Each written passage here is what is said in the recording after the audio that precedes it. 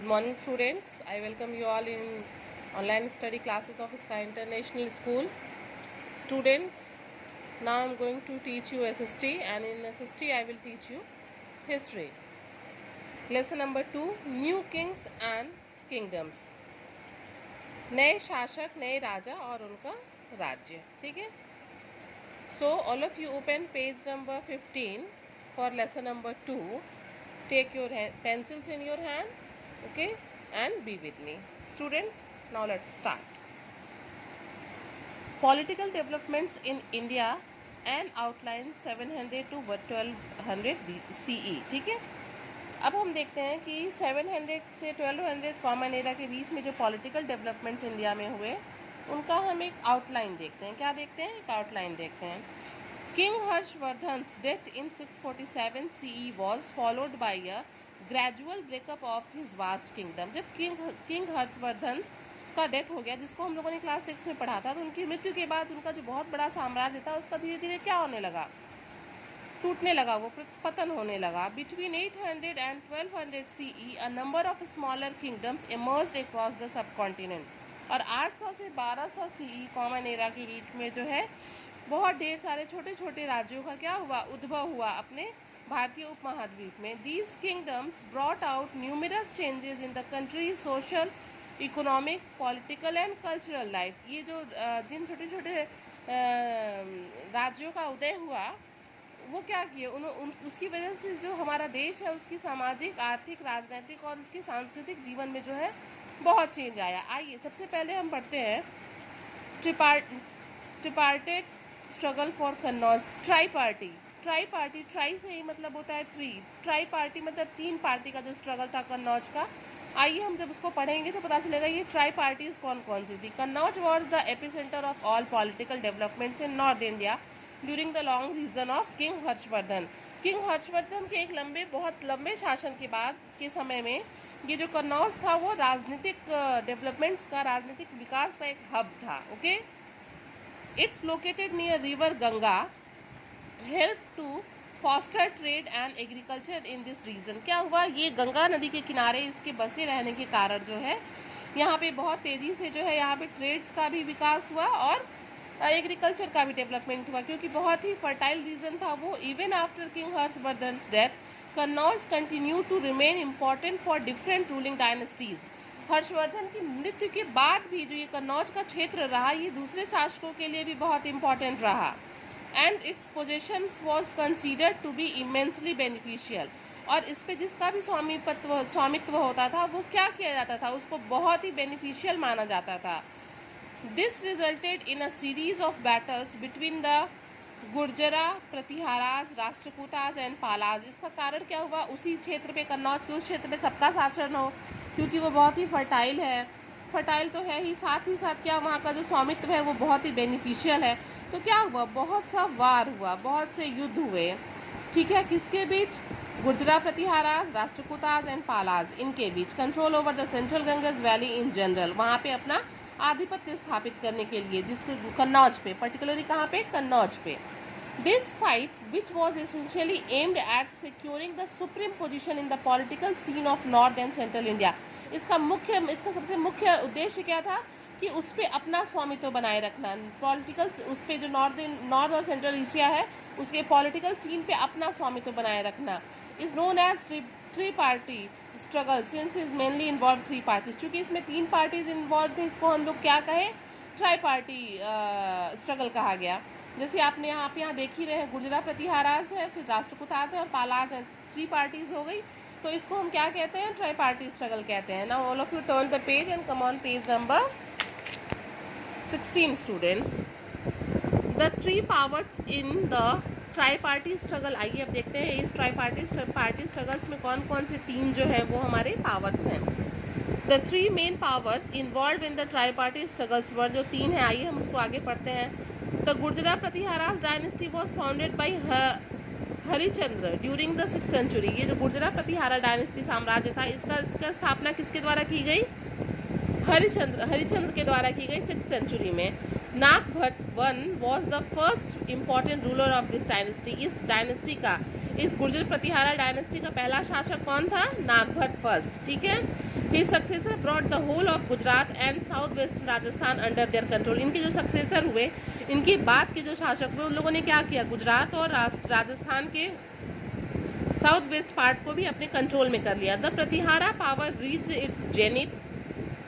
The Pratihara power reach its danger. Pratihara शक्ति थी वो अपने शीर्ष बिंदु पे पहुंच गई। किसके शासनकाल में? Bhoj and Bhoj one. In the tri party struggle Gurjara and Pratihara used western India as a base.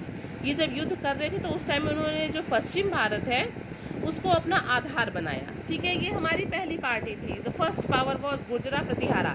Come on the next one. The next was Rashtrakutas. Rashtrakutas power है दूसरा।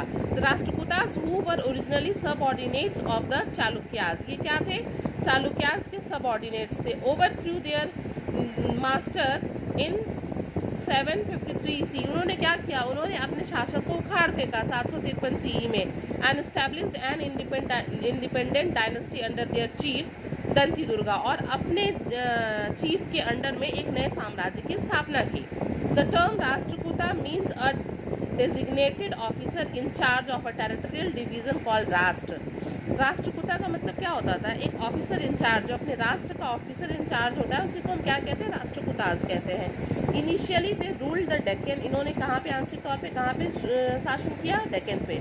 Letter they expanded their kingdom towards the south and the south west. और इन्होंने अपने साम्राज्य को south में भी फैलाया, साउथ और साउथ वेस्ट में भी फैलाया। The third and the last party was the Palas. The Pala dynasty was founded by Gopala in the 8th century. जो पाला डायनेस्टी थी उसकी स्थापना गोपाला के द्वारा 8th सेंचुरी में की गई। He started as a ruler of a tiny principality called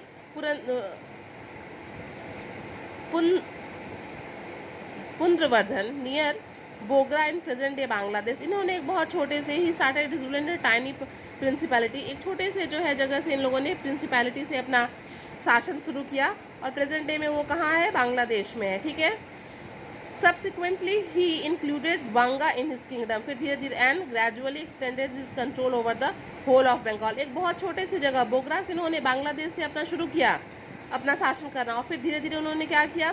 Banga his kingdom, बांगा को अपने में मिला लिया और धीरे धीरे अपने साम्राज्य का विस्तार करते हुए उनका जो विस्तार था वो पूरे बंगाल पे हो गया। पाला ruler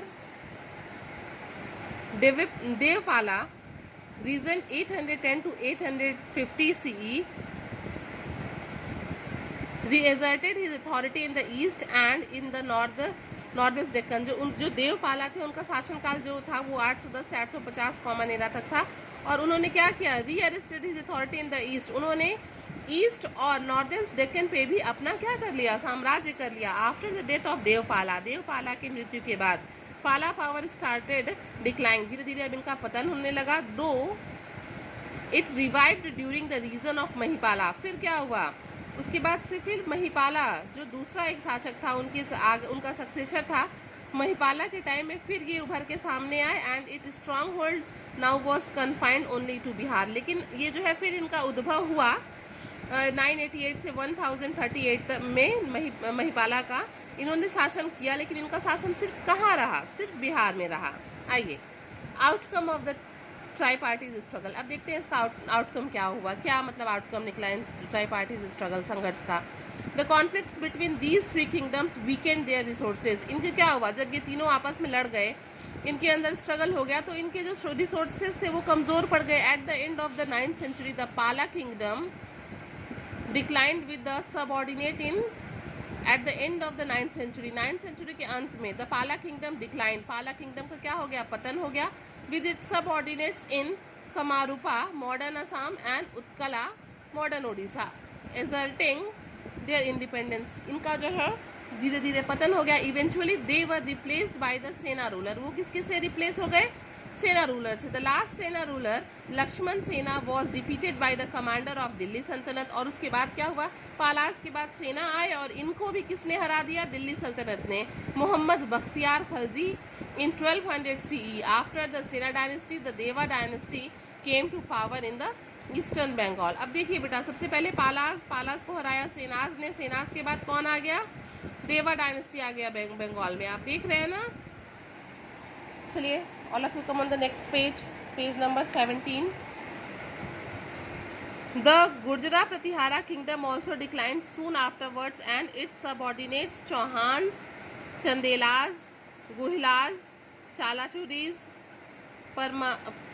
Paramaras and Solankis asserted their independence. क्या हुआ? The Gurjara Pratihara kingdom also declined. इनका भी क्या होने लगा? धीरे धीरे इनका भी पतन होने लगा, ठीक है।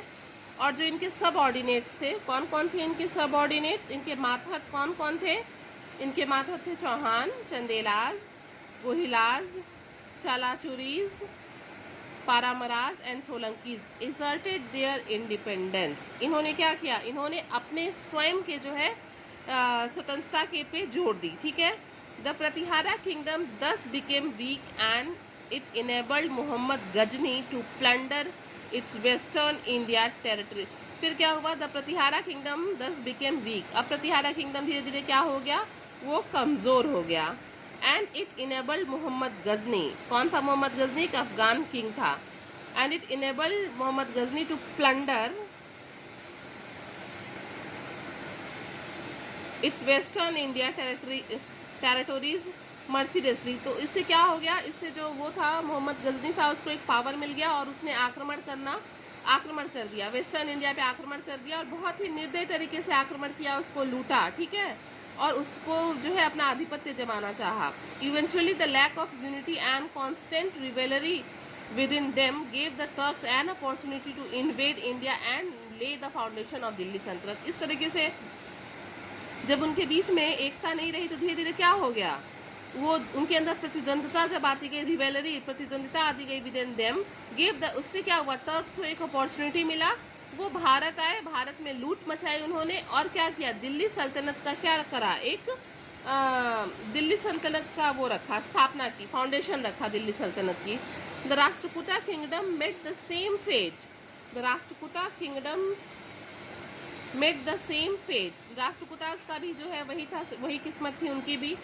On one line of the Chalukyas, who were their subordinates, founded what came to be called the last Chalukyas dynasty. This gave the final death blow to the declining Rashtrakutas kingdom. इस तरीके से क्या हुआ? आपस में प्रतिद्वंदिता होने के कारण जब दिल्ली सल्तनत का स्थापना होने लगा तो धीरे धीरे क्या हो गया? राष्ट्रकूटा किंगडम का जो है वो पतन हो गया। अब आइए हम देखते हैं कि एडमिनिस्ट्रेशन के बारे में, उस टाइम की एडमिनिस्ट्रेशन के बारे में। The new kingdoms were divided into provinces called Bhaktis. जो न्यू किंगडम्स थे उनको किसमें हम डिवाइड करते थे? प्रोविंसेस में। उनको क्या कहते थे? Bhuktis. Which were divided further into vishayas. और इस बक्तीज को किसमें डिवाइड करते थे? Vishayas. The governor was in charge of bhuktis and vishayapati look after vishayas. जो ये था, जो हमारा प्रोविंसेस था बक्तीज, इसको कौन देखता था? इंचार्ज एक होता था, governor was in charge. The governor was in charge of the bhuktis. यहाँ पे गवर्नर होता था जो देखता था, और विषयाज को कौन देखता था? विषयपति देखता था। The village was the smallest administrative division. जो गांव है वो सबसे छोटा एडमिनिस्ट्रेटिव डिवीजन होता था अंडर द विलेज हेडमैन। उसको कौन देखता था? Village headman. और उसको कौन सपोर्ट करता था? विलेज कमेटी उसको सपोर्ट करती थी। The kings of the newly emerged kingdoms adopted high-sounding titles such as Maharaja Dhiraj and Tribhuvan. जो the kings of newly emerged kingdom, जो नए नए राज्य हुए थे उसके जो राजा थे उनके जो नाम थे वो बहुत ही हाई साउंडिंग टाइटल्स थे, जैसे Maharajadhiraja, Tribhuvan. The king was advised by the council of minister. राजा को कौन सलाह देता था? जो काउंसिल मिनिस्टर होता था, इंक्लूडिंग द फॉरेन मिनिस्टर। उनके साथ कौन कौन होते थे? संधि विग्रहिका, जिसको हम फॉरेन मिनिस्टर कहते हैं। स्टोर हाउस इंचार्ज, जिसको हम क्या कहते हैं? बंदगृहिका। फोर्ट इंचार्ज, जिसको हम कहते हैं कट्टापाल। एंड कमांडर ऑफ आर्मी, महासेनापति। एंड रॉयल प्राइस्ट, यानी कि राजपुरोहित। ये सब मिलके जो है राजा को क्या देते थे? राय देते थे, एडवाइस देते थे। The king maintained his own army. जो राजा होता था वो खुद अपनी आर्मी को मेंटेन करता था। And also depended upon his feudatories, अपने सामंतों के ऊपर डिपेंड रहता था। किस चीज़ के लिए? For troop and armaments at the time of war. और अपने सामंत के ऊपर सेना की टुकड़ी के लिए और युद्ध की सामग्री के लिए उनके ऊपर डिपेंड करता था। The king gave grants of land to many of his lesser kings और feudals lord lords instead of salaries. राजा क्या करता था, इनको सैलरी देने के अलावा जो उनसे छोटे शासक थे और जो फेडरल्स थे उनके सामन, उनको सैलरी देने के बजाय क्या करता था, उनको कुछ कुछ जो है लैंड दे दिया करता था। आइए अब देखते हैं सोशल लाइफ कैसा है। The Rajput were a part of the Rajput were the part वेट बेटा the Rajput were a part of the Kshatriya class. Rajput किस क्लास के माने जाते थे, किसका हिस्सा माने जाते थे, क्षत्रिय वर्ग का। Most of the Rajput ruling classes claim their lineage from इधर अग्नि सन और मून। मतलब बहुत से जो क्षत्रिय राजा थे उनका मानना था कि उनकी जो वंशावली है वो अग्नि से हुई है, सूर्य से हुई है, या उनका उत्पन्न किससे हुआ है, चंद्रमा, सूर्य या अग्नि से। They enjoyed his high status in the society. वो समाज में एक बहुत ऊंचे पदवी को जो है वो स्वीकार करते थे और उसी पे अपना शासन भी करते थे, उसी को एंजॉय करते थे। A new class of clerical staff emerge known as a Kayastha. और उस टाइम जो क्लर्क का काम करता था इन राजाओं के यहाँ, उसको क्या कहते थे, कायस्थ कहते थे। The position of women decline during this period. ये जो काल था, शासन काल था, इसमें धीरे धीरे महिलाओं का पतन हुआ। क्यों? क्योंकि उस समय समाज में बहुत सी बुराइयां व्याप्त थी, जैसे पॉलीगेमी, बहुविवाह, सती प्रथा, पुरुष मर जाता था तो उसके साथ स्त्री को भी जल जाना होता था, चाइल्ड मैरिज, बाल विवाह एक्सेट्रा प्रिवेल्ड। ये उस टाइम बहुत प्रबल थी, इसलिए स्त्रियों की जो दशा थी वो बहुत अच्छी नहीं थी। आइए अब देखते हैं इकोनॉमी, आर्थिक स्थिति क्या थी। Agriculture was the primary occupation and land revenue formed the most important part of the state treasury. जो मेन जो था वहाँ पे उस टाइम ऑक्यूपेशन व्यवसाय कृषि था, और जो भूमि कर लिया जाता था वही स्टेट राज्य के ट्रेजरी का मेन सोर्स हुआ करता था। Both internal as well as external trade took place during this time. External और इंटरनल दोनों ट्रेड्स ने जो है वो इस टाइम जो है वो का उद्भव हुआ। श्रीन्स और trade guilds carried on trading activities. किस चीज़ का यूज़ करते थे, गुइल्स का यूज़ करते थे, श्रीन्स का, ये समझ लो एक तरह से इसको हम मोहर कह सकते हैं, ट्रेडिंग एक्टिविटीज़ के लिए इसका यूज़ करते थे। Trade prevailed with south east Asia, China, Mediterranean and western world. इनके बीच में क्या होता था, ये जो है एक्सपोर्ट इम्पोर्ट ट्रेड चलता रहता था। India exported textile, spice, precious stones and imported horses and precious metals. किस चीज़ का एक्सपोर्ट करते थे वो, टाइल्स, टेक्सटाइल का, मसालों का, प्रीसियस महंगे पत्थरों का, और इम्पोर्टेड क्या इम्पोर्ट करते थे, हॉर्सेज एंड प्रीसियस मेटल्स। जो बहुत ही प्रीसियस मेटल्स होते थे उनको ये क्या करते थे, इम्पोर्ट करते थे। आइए अब हम देखते हैं rise of the Rajput clans. राजपूत वंशों का जो है, राजपूत क्लैंस का कैसे जो है वो राइज हुआ, उदय हुआ। The tripartite struggle gave rise to a number of kingdoms throughout north and central India. ये ट्राईपार्टी स्ट्रगल की वजह से जो है भारत में बहुत से छोटे छोटे राज्यों का क्या हुआ, उद्भव हुआ भारत के नॉर्थ और सेंट्रल इंडिया में। Many of these were ruled by some war like clans of mysterious origin. इसी की वजह से बहुत से मतलब युद्ध भी हुए, उनसे जो शासक आए उनकी भी उत्पत्ति को लेके बहुत सा मिस्ट्री है। While some Rajput clans claimed descent from the sun. बहुत से राजपूतों का मानना है कि जो उनकी वंशावली है वो सूर्य से है, ठीक है। And some other traced their origin to the lunar family. कुछ का मानना है कि वो चंद्र की फैमिली से है। और द एंशियंट पांडव्स, जो इसमें पांडव आते हैं, collectively all of them were called Rajput. और इन दोनों को मिला के जो कहते हैं कि हम सूर्य की वंशावली के हैं या चंद्र की वंशावली के हैं, इन सबको मिला के हम क्या कहते हैं, राजपूत कहते हैं। The term Rajput has originated from the Sanskrit word राजपुत्र। राजपूत वर्ड कहाँ से निकला है, संस्कृत वर्ड से निकला है। इसका नाम है, जिसका मतलब है राजा का बेटा, राजपुत्र, which means the son of king और someone of a royal lineage. People of different Rajput clans were known for their bravery and courage. जो बहुत से राजपूत कुल के जो शासक थे वो अपने साहस और बहादुरी के लिए बहुत ही जाने माने जाते थे। Among these clans the Chauhans and Chahamanas emerged as the most powerful one after the tripartite struggle. Tripartite struggle के बाद इन राजपूतों में चौहान्स को और चाहमनाज को, जो के कुल के लोगों को बहुत पावरफुल माना गया। The Chauhans were vassals of Pratiharas. ये कौन थे, जागीरदार थे। Their greatest ruler was Prithviraj Chauhan. इनका सबसे बड़ा शासक कौन था, Prithviraj Chauhan, who has also been referred to by historians as Rai Pithora. who has also been referred by, इसको और क्या कहा गया पृथ्वीराज चौहान को, राय पिथौड़ा भी कहा गया। Students now come on the next heading, Turco Afghan invasion by Ghazni. अब देखिए टर्को अफगान जो आक्रमण हुआ उसका क्या करते हैं, क्या हुआ उसकी वजह से, जो किसके द्वारा हुआ, गजनी एंड गोरी।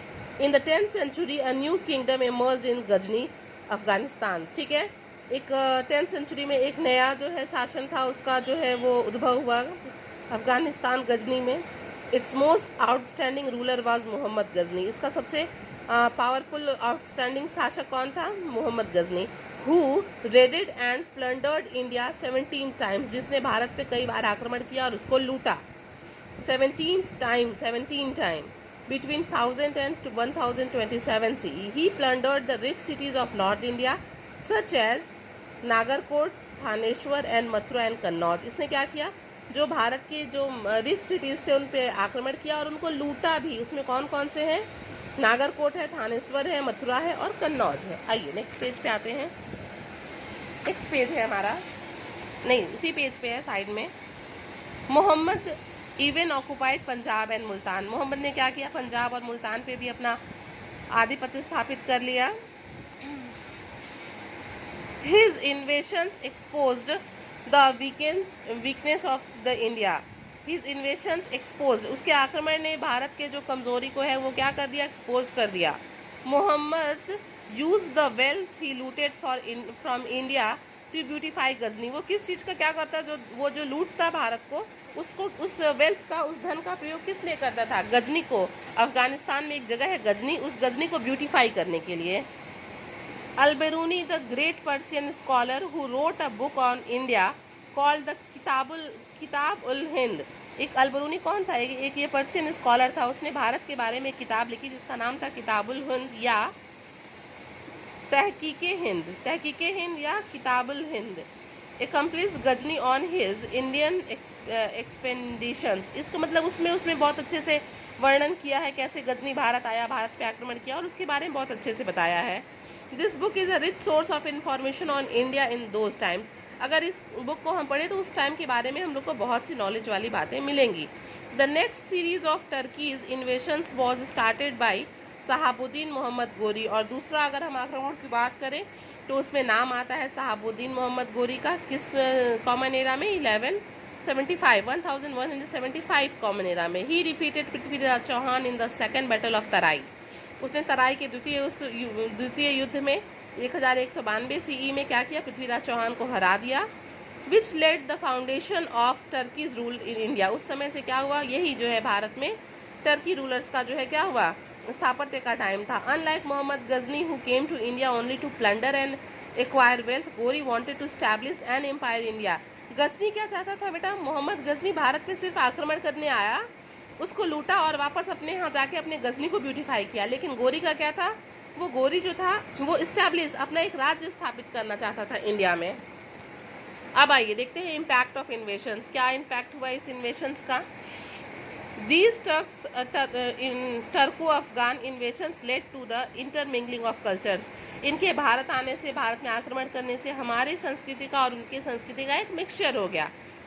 As had happened in the past, जैसा कि पहले हो चुका है हुनाज एंड कुशानाज के कल्चर्स का।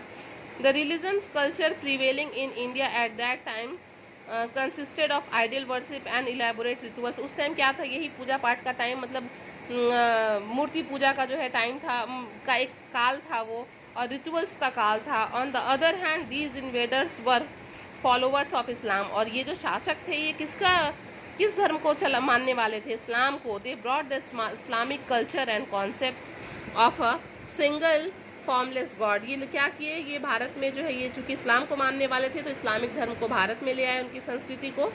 और ये जो है क्या करने लगे, ये मानते थे कि भगवान सिर्फ एक है और उनका वो फॉर्मलेस है, कोई आकार नहीं है।